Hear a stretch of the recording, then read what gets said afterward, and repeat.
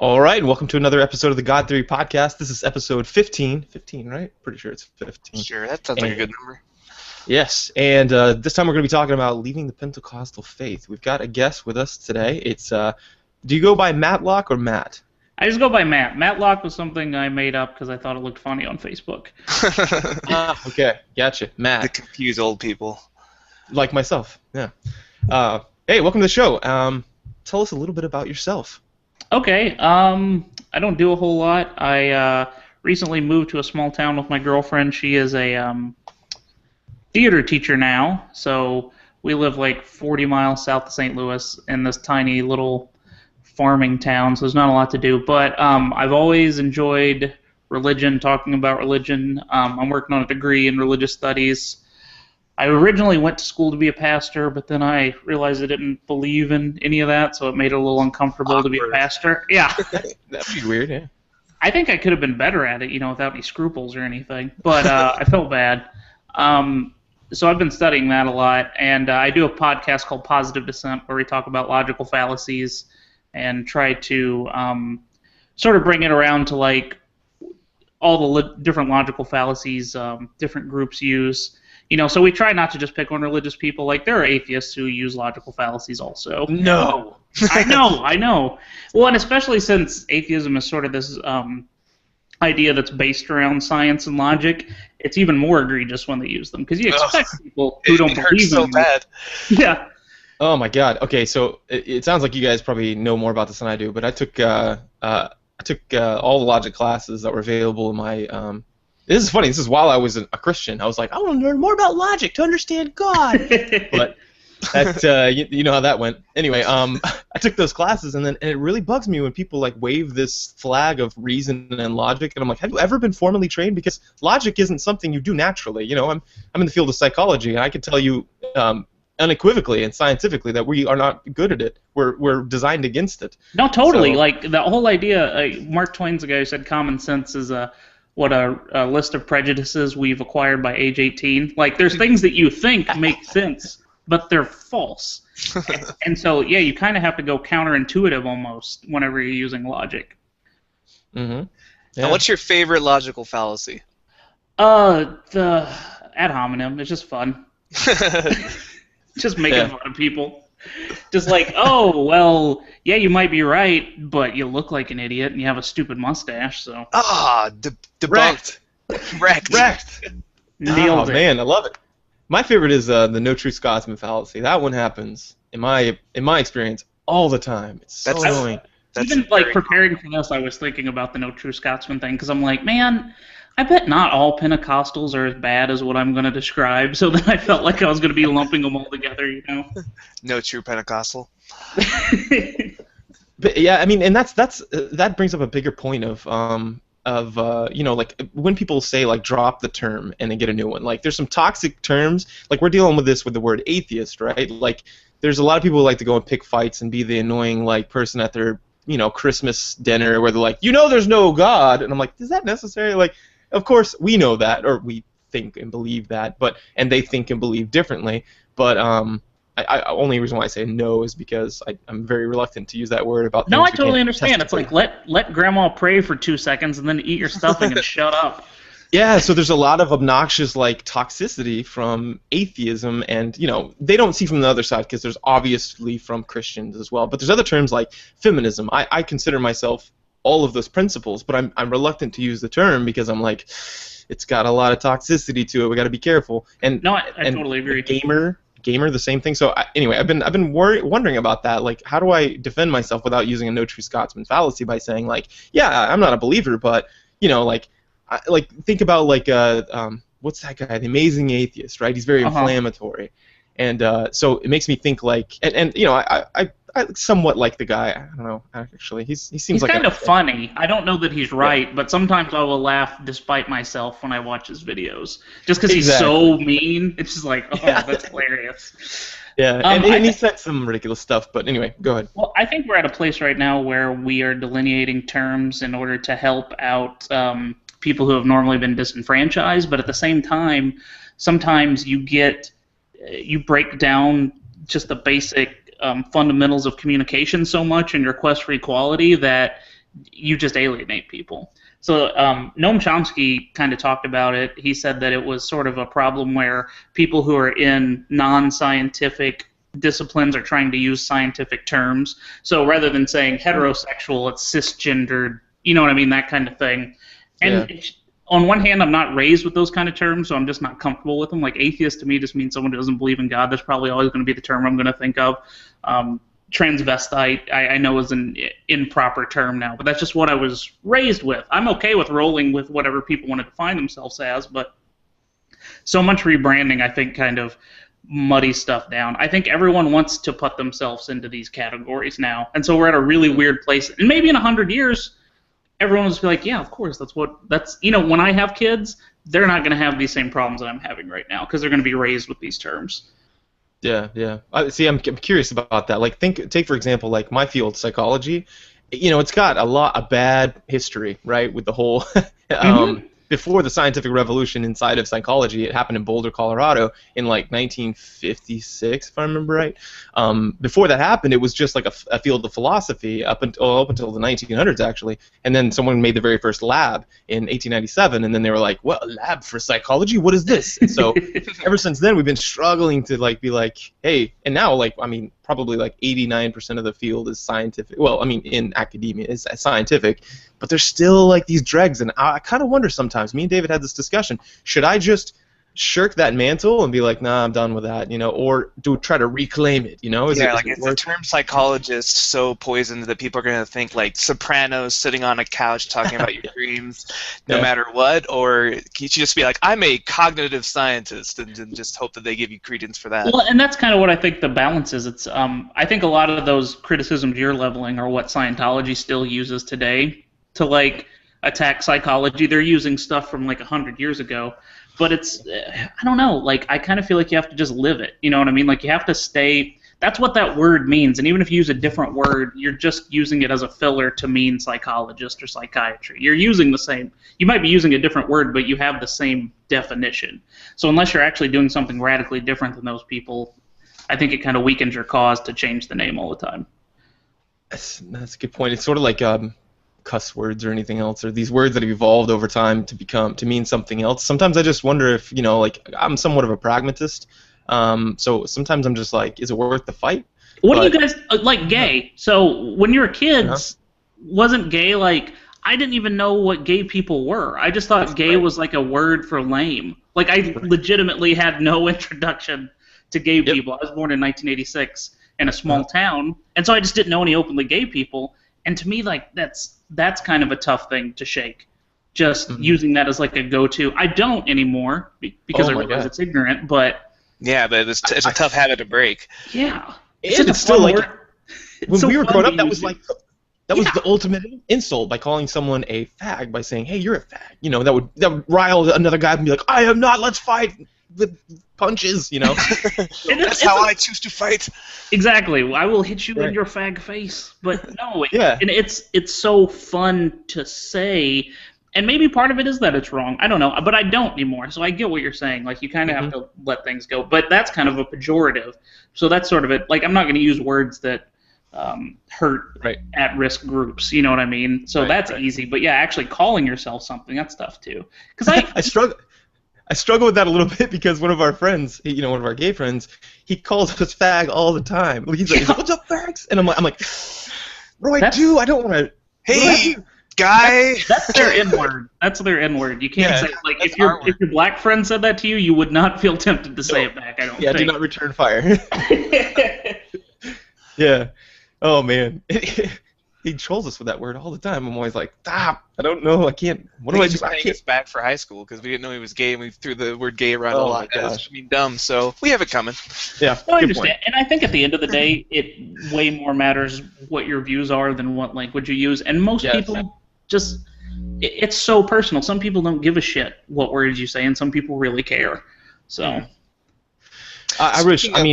Good. One value, I guess, that David put out there in the early part of the podcast, or the early couple episodes, that I totally agree with, is nothing should be off the table. Like, I don't even like that you can't say, like, the N-word. I don't say it, obviously. But I mean, like, whenever you're reporting on it in a context where you're like, so today a white person, used the word N-word, McDonald's and got arrested or whatever, got beat up. I'm like, well, if you're in the context of that, shouldn't it be fine? Like, if I'm scientifically talking about the word fuck, for example, in a paper, and I'm like, we tested three groups, and one we exposed to the word fuck. I shouldn't be like F asterisk asterisk Yeah. because it's not harmful in that context, and so I just kind of wonder. But don't you think that those are kind of two separate things? Like, there's censorship of words. Like, people don't want you to say fuck for almost puritanical reasons. Like, there's there's nothing that's not hurting anyone, but saying a word that actually hurts people to me seems kind of different. And I think I agree with you, like, on a philosophical level, like, you shouldn't censor yourself, but at the same time we're living in a racial and sexual context, you know what I mean? And so that's why they're less appropriate to use. My rule of thumb is to avoid words that somebody would shout when they're trying to lynch you or beat you up. So N-word, fag, like words that are like tied to violence. Like, yeah. They're not magic words. Like, they're no more magical than fuck. Like, they don't actually cause harm, but they might bring a connotation or an environment of harm along with them that's harmful to the person like listening to it. It might like raise their fight or flight response or something. Totally. But so I disagree. Just to play it safe. Yeah. I disagree because, like, in psychology, in third-wave behaviorism, right, we've discovered this thing called context, which entirely matters. It's just a set of stimuli that you take into account subconsciously, if there is such a thing as subconscious. But I just mean in the sense of you may not write it to your memory, so that would be subconscious. You're taking it in and you're processing it, but you're not putting it into your hippocampus, right, for later retrieval. So we process everything. Subconscious just means we don't remember processing it, which is weird. But anyway, because then it's like, who am I? My memory. Anyway, that's a whole different topic. Oh no, if you want to talk about free will, man, we could talk for a couple hours and just bum everyone out. Yeah. It's a fascinating. But I think, where was I going? Oh yeah, contextualism is like it's called contextual behavioral science now. And the reason why is because, like, one landmark study was done about these rats where they put them inside of what happened is one time the government, in all good, we were trying to do the right thing, picked up a bunch of homeless people and put them in a homeless shelter. Just kind of scooped them up, gave them a new home, and everything was all good. Well, unfortunately, a lot of these homeless people were heroin abusers, and or I guess is there anything is there a heroin user? I don't know, but they were on heroin and they were addicted, and so when they moved, they took the same amounts, but they had all these deaths. And they were like, what the hell is going on? They should know, like, by now kind of where that curve is. But, like, huge amount overdose. So something like 4/5 or 3/4. So we tested this with rats. We would inject them in a chamber, the same chamber every time for a number of weeks. I can't remember. And then we moved them to a different chamber and injected them, and they all died. And the reason why is because, whenever you see the place, you're like, it's called a discriminative stimulus. You see something and you know that the possibility of blank is going to happen, and this is heroin. So, I'm in this cage, and they're not thinking, it's not sub-vocalizing with language, but they get into the cage and their body already prepares them for that heroin dosage, by shooting down the levels so that it can counteract it. And we do this on a regular basis, and so we've realized that context is hugely important. So we're looking at other things, like, for example, like if someone says "fuck" in a lab coat versus, or like in a laboratory versus on the streets, how would someone take that differently? And as it turns out, it's hugely different if we allow that. People are really good at discriminating context. So I think I disagree that any word is in and of itself wholly taken off the table. I think everything should have its context and should have its time where we can use it. I don't think anything should ever be taken off the table in all contexts, because I think, well, and I don't even know if it is, but because when you say it, it's like Louis C.K. said, when you say the N-word, he goes, "Why? Stop saying that on TV, because when you say that, you make me say it." Because I'm like, N-word? Now I just said it, and I'm a racist. No, like I said, again, I think it's a difference between scientific inquiry and common sense. It's the difference between, hypothetically, philosophically, yeah, you should be able to use all these. We should be able to decontextualize it or find the proper usage for it. And I think we'll get there. I mean, if you look at, like, 14-year-old white girls on Tumblr, they use the N-word more than most of my black friends. And I don't know if that's a good thing or bad. I'm not black, so I can't comment on that. But right. There was a huge, like, Lenny Bruce, one of his famous things, and this was a guy who was arrested. He was a comedian who was arrested for saying fuck. He was put in jail for years under obscenity laws, one of the last comedians to do that, and that's why people think he's so landmark. He said the best thing that JFK could have done was to go on stage and say the N-word over and over and over again until it didn't mean anything and it couldn't hurt little kids anymore. Fascinating theory. I mean, he was a funny guy. It was a joke, obviously, but it's that kind of thing. Like, he felt like we should have diffused that word back then. Well, that's the thing. I mean, like, it's like the word asshole, right? Whenever that was first uttered, I imagine that someone lost their shit when they heard that. They were like, what the fuck? But now you're just like, oh, this fucking asshole, right? It doesn't mean anything because we've used it over and over again, right? It's systematic desensitization is that right. process. Or if you watched Jim Jeffries do his comedy, he'll drop the cunt word all the time. Yeah. And he's like, I know in America that's a pretty bad word, but we use it a lot in Australia. And it's like, yeah, it's just context. Well, that's the thing. Like, I'm trying to work towards a point here. Is that if you because that word's desensitized, I could be like walking out in the wherever, and some guy's like asshole to me, and it doesn't prompt me to fight. You've robbed that word. You've taken all the power out of that word, and I think that would be a cool place to go. And I'm for like words like like a lot of the censored words, but like fuck, for example, in the army, if you say fuck, that's normal. You're given a briefing. But whenever if you use that in a corporate courtroom in that context, people will lose their shit. If you're like, ah, fuck, whenever you use one I of get these so slides. many angry emails from parents when I drop that in my French lessons, and I'm just like, guys, it's just language. Guys, your your kids are learning French. I'm teaching them how to smoke too. It's just it's French. Your fucking kids need to be exposed to this stuff. So all I mean is that theoretically, the best way to take the power away from a word, because right now we're empowering that word. Or I don't even want to say the N word. Why do you even say that? But like anything, any word, you're empowering that word by making it holy. It's like if you made rape a bad word. Rape is one of the worst things that could ever happen to someone, but it's not a bad word. So because of that, it doesn't like if someone's like someone says something about just uses the word rape, like if like that person was raped, and I'm like, no, did you just say the R word? Like I in general, I think that.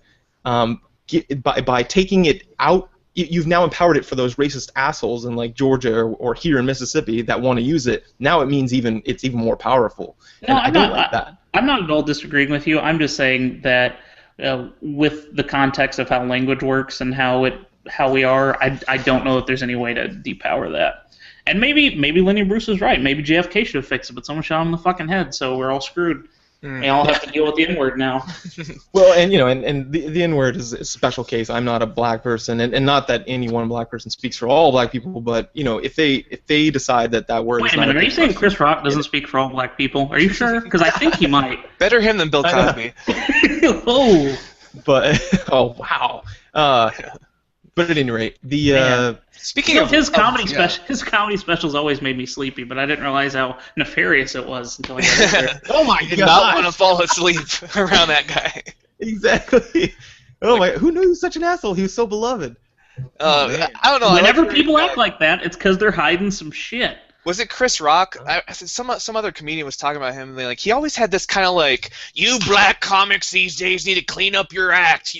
Stop using bad words. And he's like, fuck you, old man. You're a rapist. Like, stop taking the moral high ground.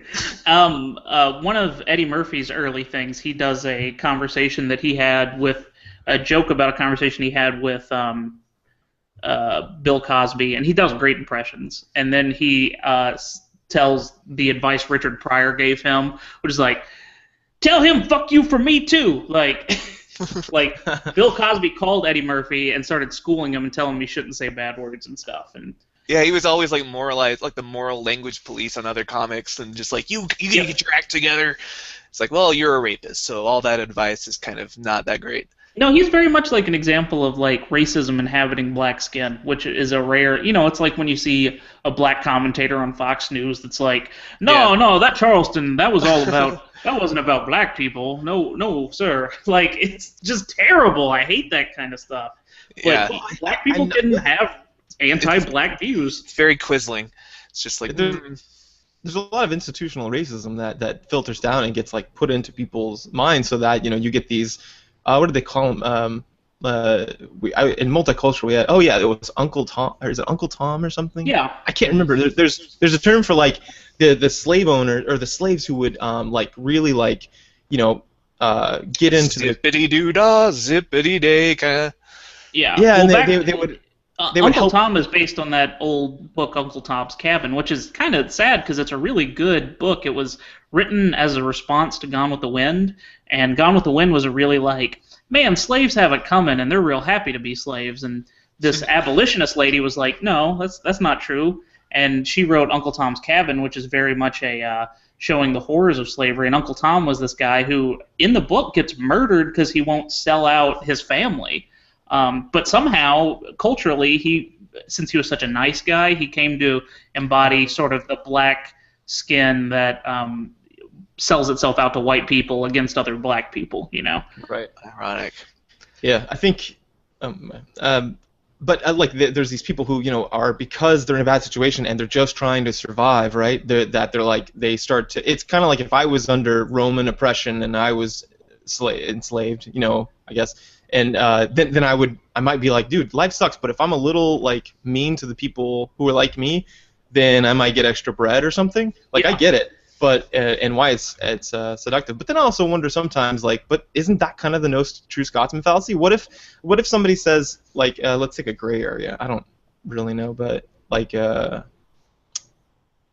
don't know, like, and that's a dangerous place to talk about anyway. But it's race, especially with the climate right now, with a lot of people just getting owned by a bunch of asshole cops. But anyway, all I'm saying is that whenever someone speaks out, and then someone will turn against them and say, like there's this culture, for example, of well, I don't want to talk about this. Never mind. I guess We've already talked about terrible, awful things. If you want to keep going, that's fine. This is going to be a little depressing. I want to go into language losing its meaning, because you were raised Pentecostal, and I want to hear about what that's like growing up in that, and specifically some of the spiritual gifts. Like, when we talk about language losing meaning, I always think of the gift of tongues. Yeah. Well, I think so. You guys probably know a lot about Christianity, and probably most people who listen know the basic tenets of Christianity. Jesus died, forgiveness of sins, and that kind of stuff. But Pentecostalism is a much more modern. It was sort of formed in the early 1900s at these couple of revivals, and essentially the idea behind it was that in the book of Acts, some people were given quote-unquote spiritual gifts. They could heal, they could speak in tongues, which means that they could speak and other people would hear their languages. It's kind of an ill-defined thing, and the whole Pentecostal idea was that we reclaimed those gifts. So it is a sect of Christianity that is based on working miracles, and you see miracles happen all the time when you're in a Pentecostal church.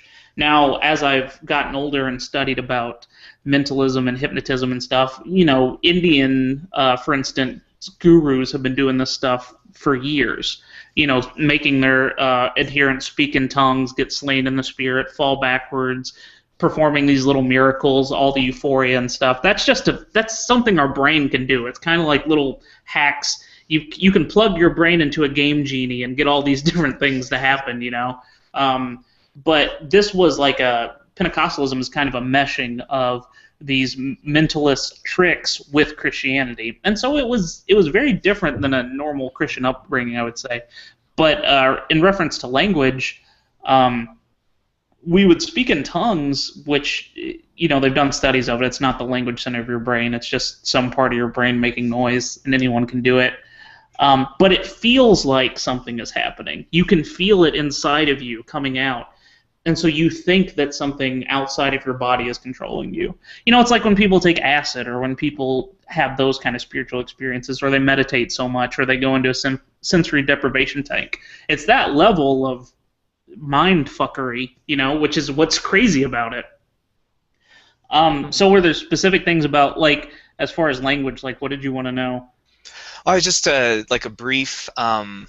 I don't know, it's interesting the way you describe it. Like, it's almost like a self-induced hypnosis kind of thing. Definitely, because they have those songs that kind of loop the same phrases for hours, literally, Like, you have that song that says, yes, Lord, yes, Lord, yes, yes, Lord, yes, Lord. And you can say words over and over again until they have no meaning. Yeah. And it's the same thing as hypnosis. It's the exact same thing. You have a person up on stage, he's got really low lights behind him, repeating the same droning phrases over and over again. You're hypnotized. And so that's why when you're in the moment, you have your adrenaline pumping, you think that miracles are happening, when really nothing's happening. And I look at faiths like Pentecostals or Mormons, like, I think of them as more fundamental, and and when say fundamental, I mean they take the stuff in the Bible literally. They say, oh, these guys actually spoke in tongues. These guys, like, Yeah. miracles actually happen. Whereas some of my more, like, liberal Christian friends just kind of look at the Bible as poetry, or there's, like, truth with a capital T there, but it didn't actually happen. And I almost respect the fundamental position more because they're kind of taking it at face value. Like, they're actually putting the Bible and saying, no, yeah, this is a thing, and we believe it. We're not just, like, Yeah. cherry picking from it, even though it looks crazy. Like, it should look crazy. Like, if you're fundamental about a religion, like, that means you're gonna look kind of crazy, because religion's kind of crazy. Well, I So mean, what was it like? Go there's ahead. even a verse in the Bible that says, "If we're out of our minds, it's for the sake of the Lord." So, like, and they Right. quoted that at a lot of our churches. So, So what was it like growing up in? I imagine you grew up among, like, more conventional Christians. Like, you weren't in a majority like Pentecostal area. no, no, no. So I was from Sikeston, which is over in the Boot Heel, Missouri. It's where the original Lambert's was. If you've ever been to a place like that, where they throw rolls at you, it's a Yes. very famous Yes. restaurant for throwing food at people. And smack in the Bible Belt. Exactly. Yeah, and there was a couple of Pentecostal churches, but for the most part, it was normal. What was weird is, so when I would bring Baptists or Lutherans or whatever and invite them to my church meetings, usually they would get hooked into it for like a couple of months because, like I said, you're actually experiencing things. And I think a lot of atheists discount religious experiences because they're like, well, no, there's no supernatural. Well, maybe there's not, but your mind can do things that feel supernatural. And if it happens in your mind, it feels as real as Right. It's like when walking you go down to the a street. concert, you're gonna feel some kind of energy in the room, even though there's no, like, magical force.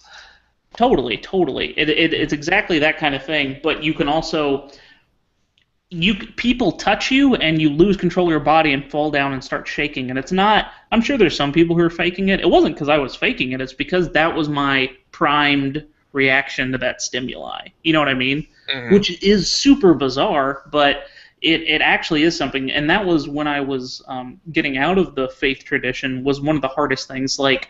To explain. Yeah, exactly. Because I've seen people who are possessed who screamed and who ripped things in half and who seem to have supernatural power. But then you think about it in context. So I'm at a church group and there's all these old men praying, and then this one guy feels like he's committed some sort of sin and he starts yelling, and then people say he's got a demon, and they grab him and start holding him on the ground, and he's going to have adrenaline pumping through his body. He's going to have a reaction to that. You know what I mean? But from the outside, it's very convincing that, oh, well, that's a demon, and we're sending a demon out of this guy's body. Yeah, and it's easy for an atheist to watch that on TV and think, like, what a bunch of charlatans. But they're not necessarily charlatans. Most of them probably are 100% believing that That's it's one actually of the happening. biggest problems I've had refuting it. I wonder what level of the leadership actually believes they have that, as opposed to which ones are actually charlatans. I'd imagine there's a lot of them who are just as misled as the people they're misleading, which is horrifying.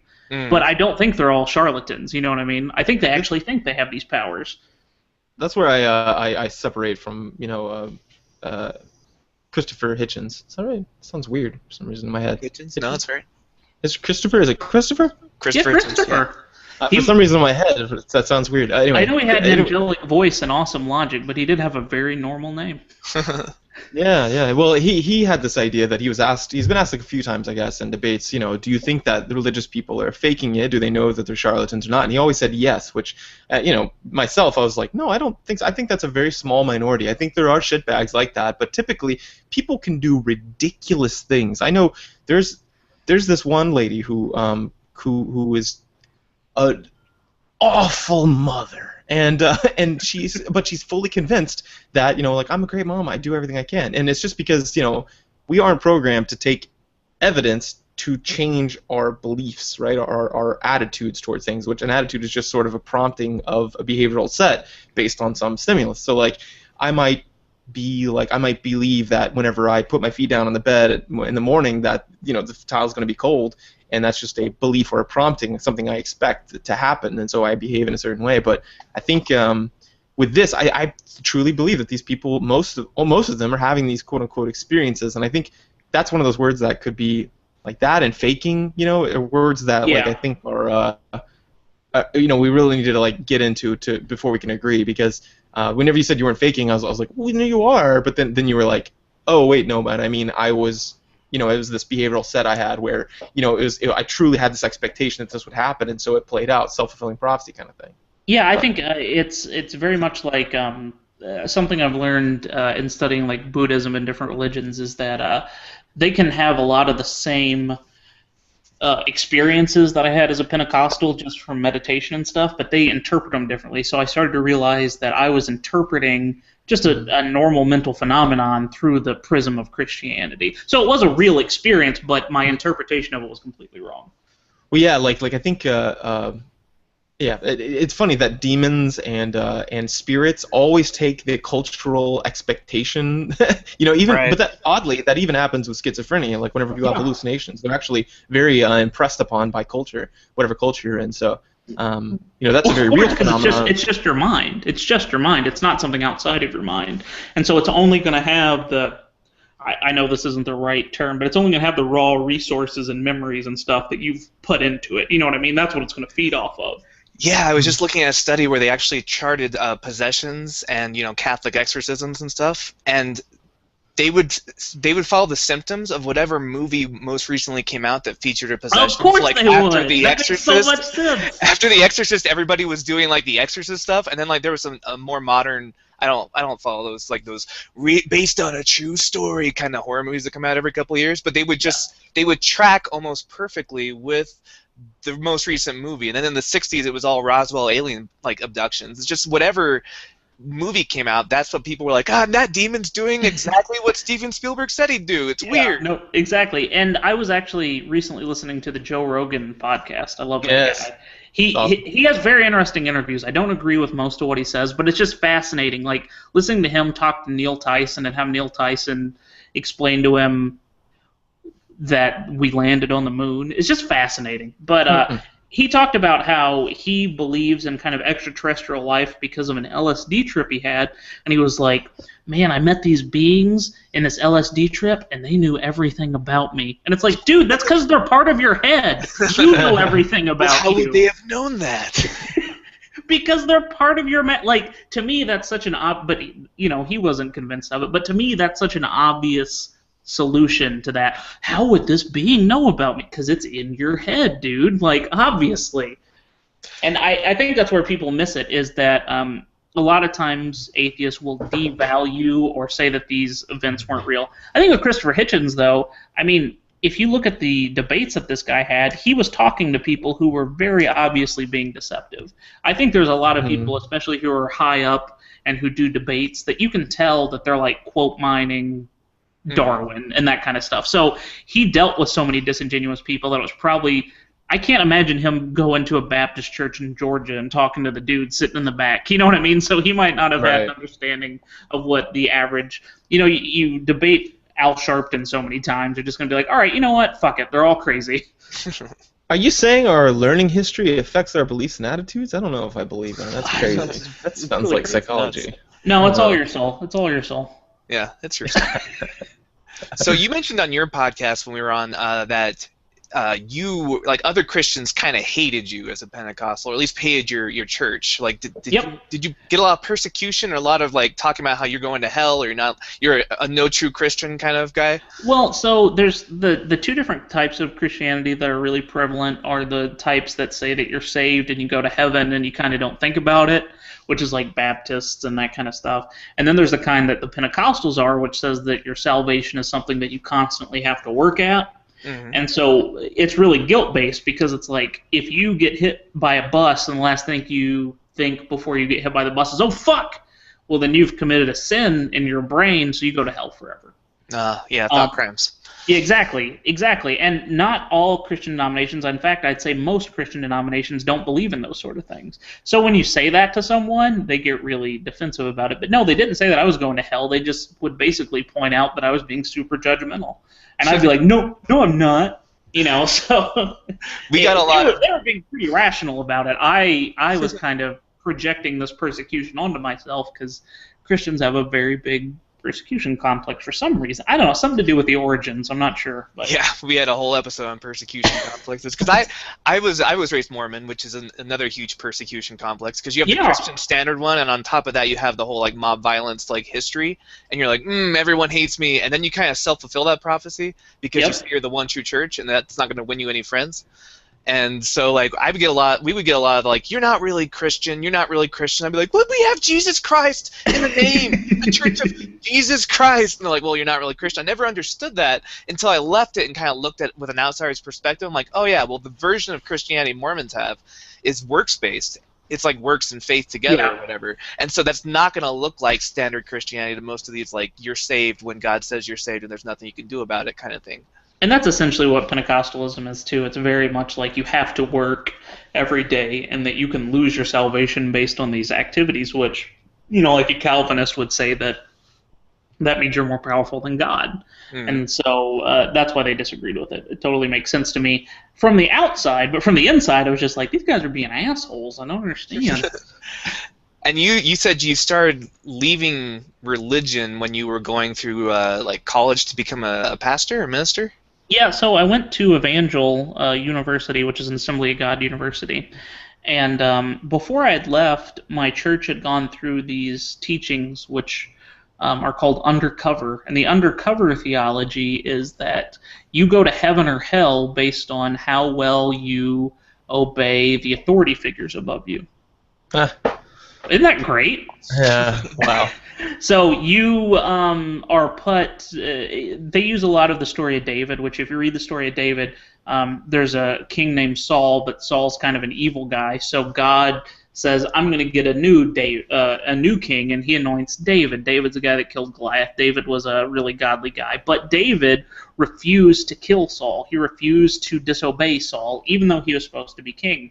And so these were based on that. It was basically like you are entrusted with the authority, quote unquote, above you, and how well you obey them. Which I mean, like, is bizarre because I'm sure none of those people are like, well, SCOTUS says that gay marriage is okay. We have to obey them. You know what I mean? Like, right. It was very selective. Trials, like they were just following orders, like you know. Yeah, Roe v. Wade, well, that's the law, so we have to have abortions. Like, they don't believe it, but this was how they presented it.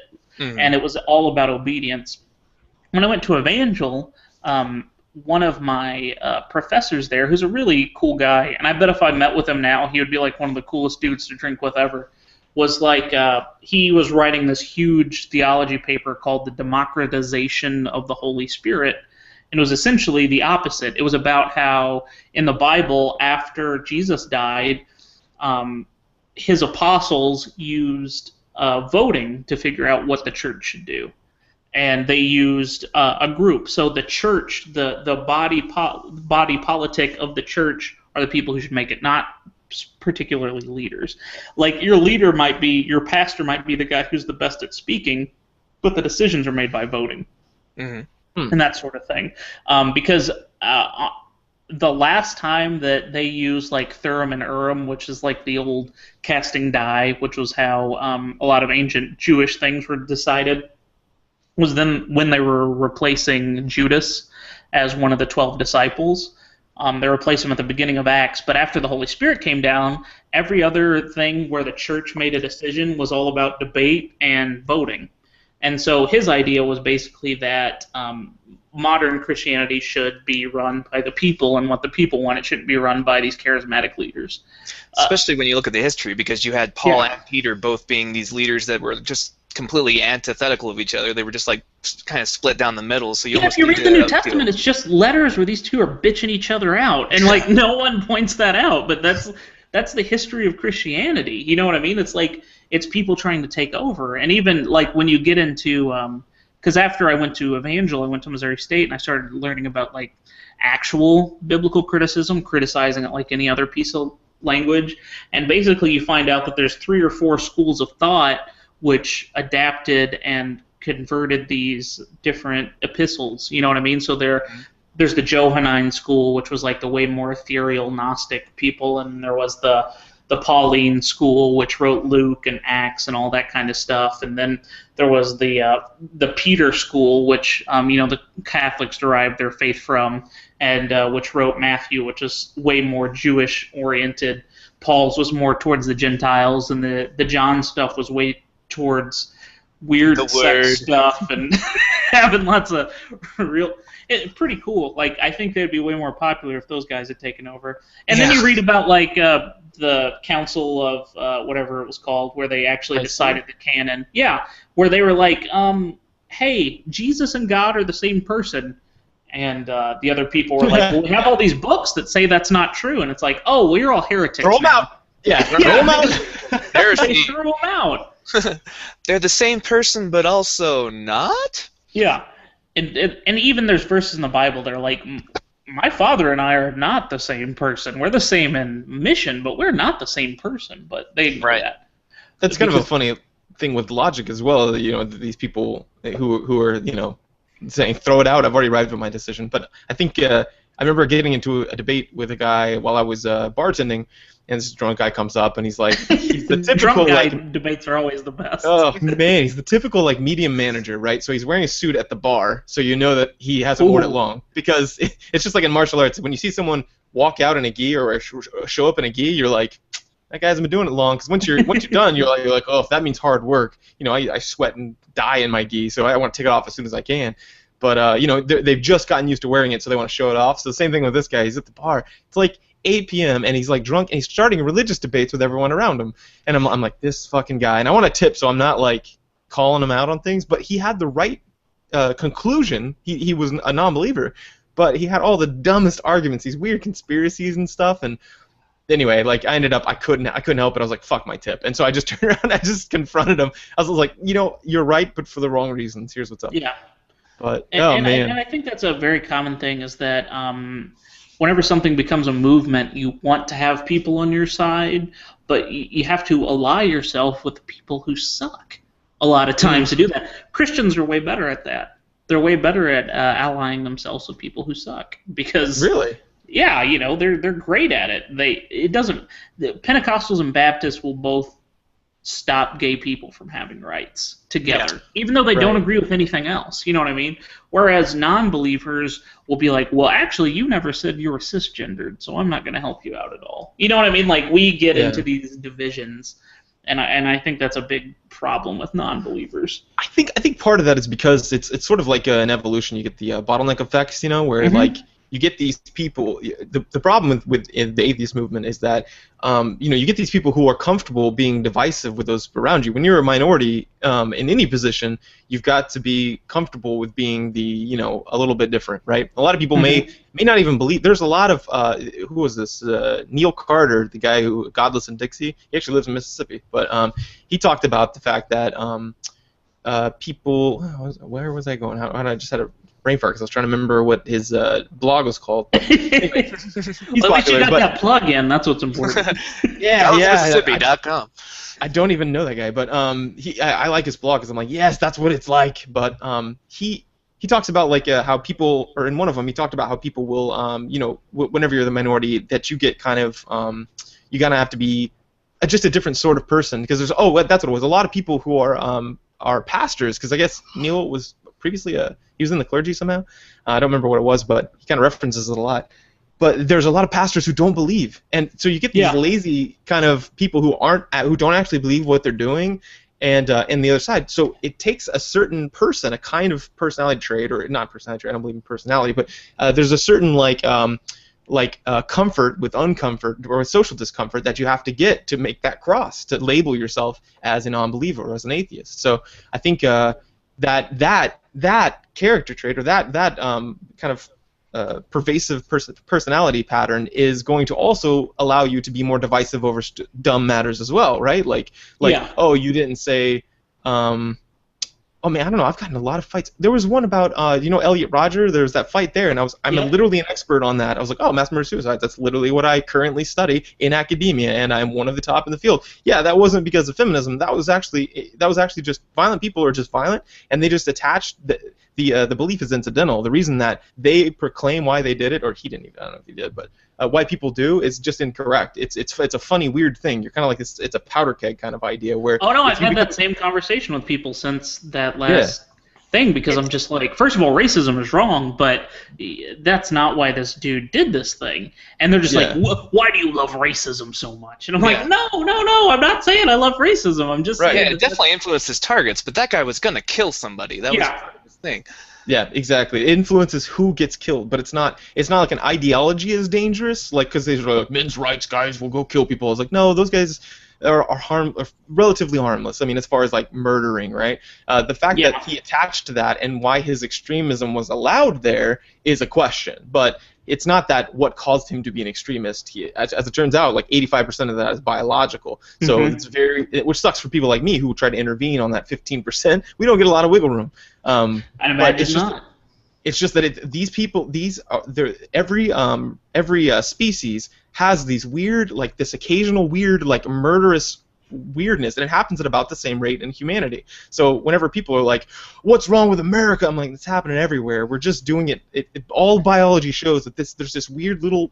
It's weird. I don't know. Apes do it. You get this kind of crazy one who just is murderous to like Yeah. other people. But for some reason, it's stuck around. It must be useful. Like, not in a moral sense, but I mean in a strictly biological sense. But Well, yeah, it's something It's that can something that can squeak through evolution for sure. Yeah. And sure.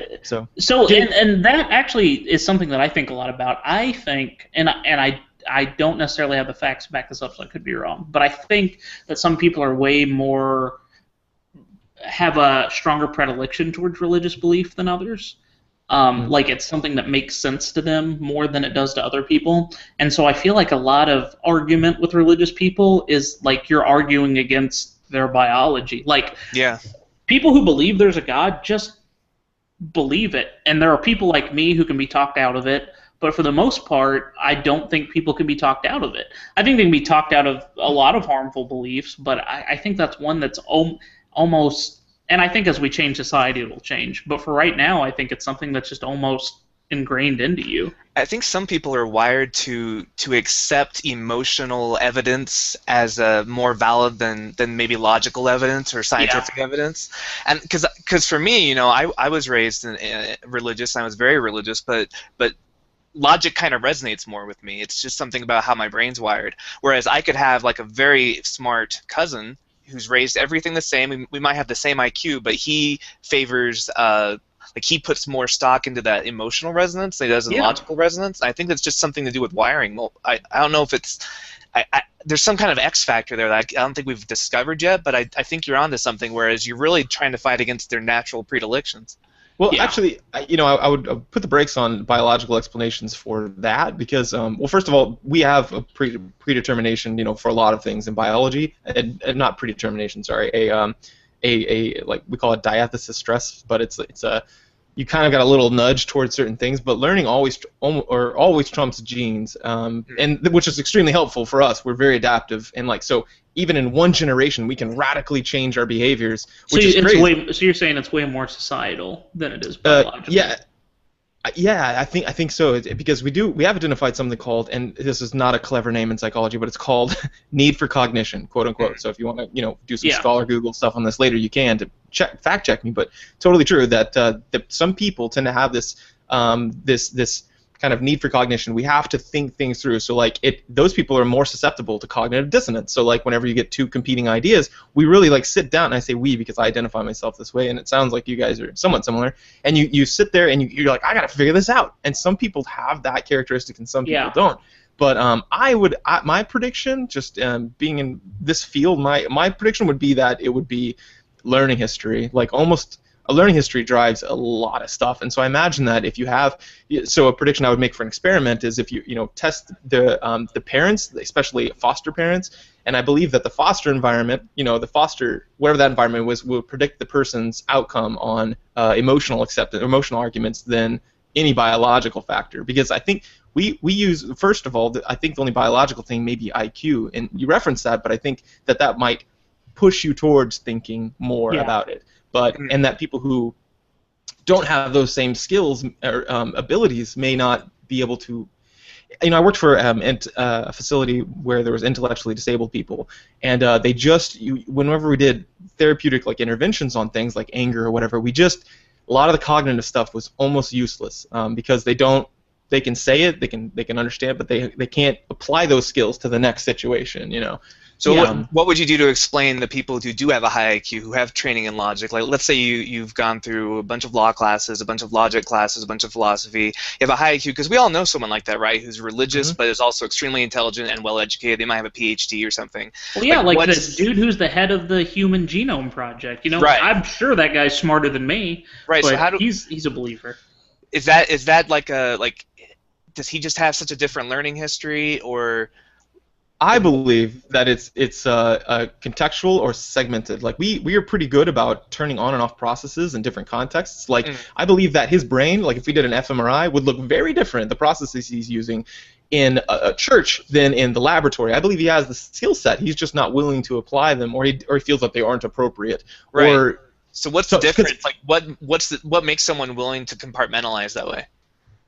I mean, I think it's a matter of, like almost everything, is behavioral contingencies. Like, was he rewarded in the past for that? Was he reinforced for that process? And so, I mean, like we're teaching this to my sons. They definitely have a predilection for, emotional type arguments and stuff. But I'm teaching them I'm focusing on process of how they approach a problem rather than content. Like, and I'm sure you're familiar with that being a teacher, but I think that it's just a matter of like, that thought isn't welcome here for a number of reasons. One, he may have like some sort of social status in the church, or he's got some contingency there that's reinforcing his the use of an emotional appeal, right, to that. But so what I would do is I would change those contingencies if I was going to intervene on that. I would be like, oh, okay, well then we need to cut out all those reinforcers. Like at church, whenever he makes an emotional appeal, just ignore it, or like punish it or whatever. But I think he could very easily be taught out of that. I think that makes sense, because I didn't start expressing my non-belief till I had non-believer friends. Yeah. You know what I mean? Like I even though I felt it even when I was a teenager, until I went to Missouri State and started living with people, literally living with the people who founded Skepticon. So it was a weird group that I got plugged into. Like before JT was JT, he was always over in my room and stuff. So like it was that hardcore of a group of people, but I never felt like I could express those feelings. So I was surrounded by people who had those feelings, and I'm like, oh, this is kind of how I feel. Like I see what they're saying, One of the most depressing things that I've done in academia is my lab does a dissemination of information, or how to get an idea out there, right? And like how people make decisions, what convinces someone to change their attitude and then spread that belief. We look at things sort of like a contagion. So like we use a lot of medical models to approach these things, but we apply them to like social media and things. And so one of the most depressing things is that people often spread things based on emotional, feel. Like, you click like or upvote or whatever. You're doing that because you had an emotional experience, and then rather than some logical approach to it. And those are less likely to be received. But I think, what was the thing you're saying just before that I was going to respond to? It's around people who would encourage his... Oh, yeah. The most depressing thing was a study that came out about what changes attitudes for LBGT rights, and actually the paper said gay rights, so it may have just been labeling it gay, but if that matters, that language. But they and the biggest predictor was, did one of their friends within one or two like social circles, did one of them come out as gay? And if they did, that was the greatest predictor above like everything else. It was like, did a family member or an extended like social circle? See, but I don't see that as negative. I see it as like, the more you learn about the people around you, the more emphatic you are. I think that's really good. I see what you're saying is like that's the only reason they changed. Yeah. That's very frustrating. For the largest predictor, yeah, because we measured, or I wasn't on this paper, but they measured a lot of stuff for that. Oh man, and like arguments, like were they exposed to how many times have you seen an activist? What is your Facebook feed like? How often does it come up? And none of that. Is everyone's profile picture covered in a rainbow right now? Yeah, it influenced some people, but it didn't. That wasn't the greatest predictor. So well, it's like what we said at the beginning of the show, is that logic is counterintuitive. It's not natural, but empathy is, I think. Yeah. So it's going to be more persuasive en masse than logic. Well, here's something that I think is kind of an interesting summer-upper of what we're talking about. Have you guys heard of the Community Christian Church in Springfield, Missouri? Probably not. It's I fine. used to live there, but So there's this guy named Roger Ray, and he's the pastor there, and he has like a big following on YouTube. And if you look up Community Christian Church, I imagine that if you guys watched 90% of his sermons, you would agree with what he says. Because he's a Christian pastor, but he doesn't believe in the supernatural. He doesn't believe the Bible was inspired. He doesn't believe that Jesus was the Son of God. He doesn't believe into anything that's supernatural at all. He's a Thomas Jefferson Christian. Yeah, well, his idea of being a Christian is about helping the poor. Like, he goes out and helps at different homeless shelters a couple of times a week, and it's about spreading the idea of acceptance and equality. That's how he sees Christianity. Now, to me, people like him are so important because if religion is a societal thing that impacts people, then we need reformers inside of that to fix it. You know what I mean? Mm-hmm. And so what do you think about that kind of stuff? Like, people who are inside of the church who are reforming it, like, it's almost like they can do way more than someone outside of the church is like, hey, God's fake, by the way, you guys shouldn't think that anymore. Like a dude inside the church, it's like, hey, well, you guys feel him in your heart, but that doesn't mean he's real, and that kind of stuff.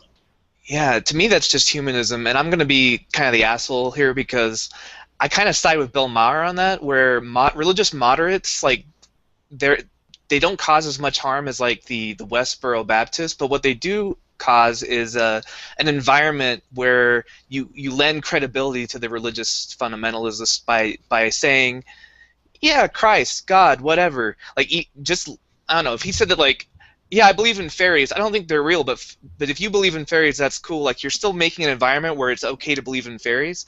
Mm-hmm. This might be idealistic, but I'd like to have a world where you can be a humanist without putting the Christ label on, or you can be a humanist without kind of aiding and abetting other people who are more assholes because they believe in supernatural and I even interviewed magic. him and I asked him about that, and his response was that since he was born into Christianity, since that was the society he was born into, it's where he felt like he should do reform.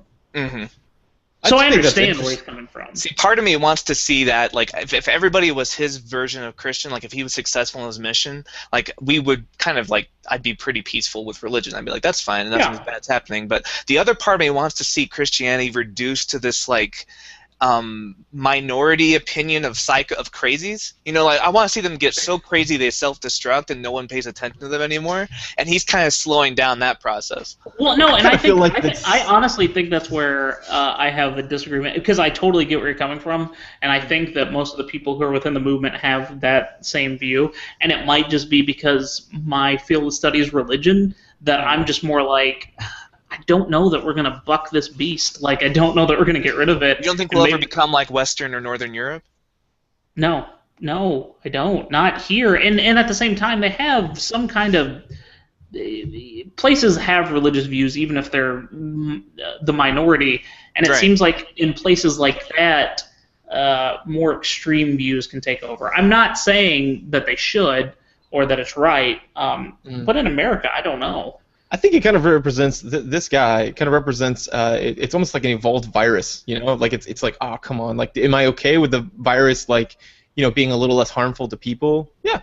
But, like, on the other hand, I kind of wish it would go away in general because it represents a bad process. The way you win in Plague Incorporated is to make sure all the symptoms are pretty minor so nobody tries to cure you, right? Like, that's true. He's like the flu virus where it's just... But you can't get that fucking island off the coast of Africa. That's impossible. Well. Yeah. It's impossible. Nothing ever goes there. They immediately shut down air travel and then they're fucked. So it's a less harmful strain, but in some ways it's more pernicious because there's going to be no societal push to marginalize it.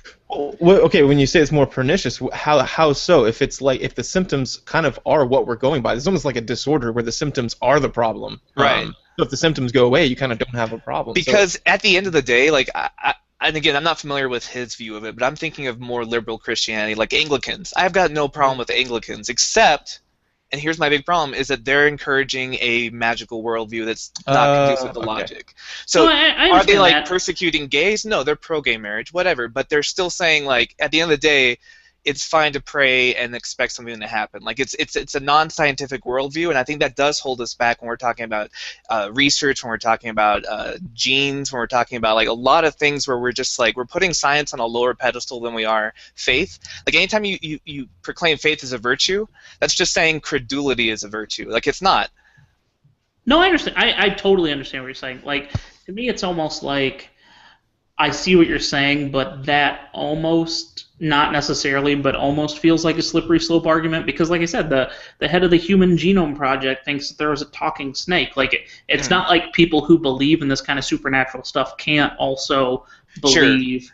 There's gonna be outliers, but the trend is gonna be less. I don't think science and religion can peacefully coexist because religion's gonna be undermining logic. Like that's how it exists. Like it's when your premise is that there's magic, you're gonna be slowing down scientific progression. And maybe that's just like again from me studying different religion stuff, but I don't think that religion has to exist by undermining logic. I think, for instance, Buddhism in most of its forms doesn't have anything against anything that you would believe or think. Like the Dalai Lama is a pro-gay guy who doesn't believe in an afterlife or reincarnation or anything that you would believe in. You know what I mean? Like his whole idea is meditation and pacifism. Like it's a religion. You wouldn't say Buddhism isn't a religion, but it definitely doesn't have anything that I can see a normal person objecting to. Yeah, and it depends on the flavor of Buddhism. Oh, that's a strain of Buddhism. Yeah, there's Buddhists. There's a ton of asshole Buddhists in Asia that just totally agree. Just as bad as the Muslims. Like they're just really violent. Like,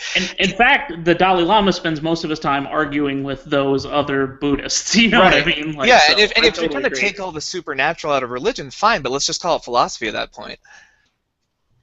Yeah, and again, we might be back to terms. You know what I mean? Like maybe philosophy is a better term for it at that point. Well, yeah. Well, we're about running up on time, guys.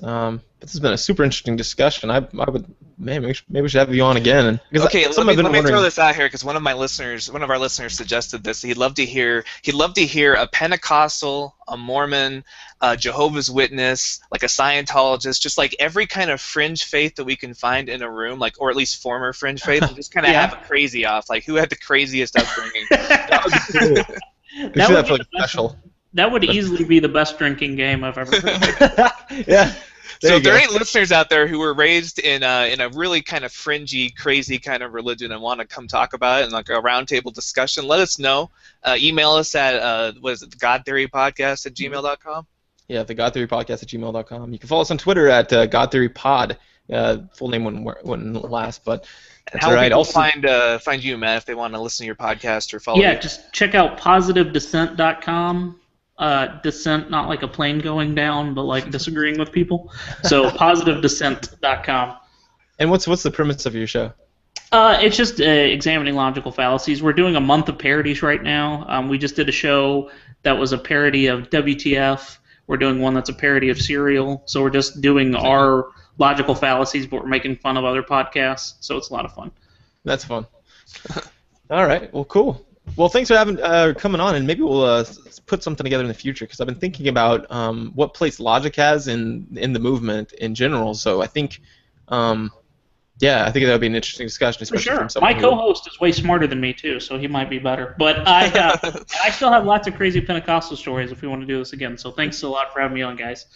Yeah, thanks a lot for coming on, and for everyone listening, thanks a lot, and we'll see you next week.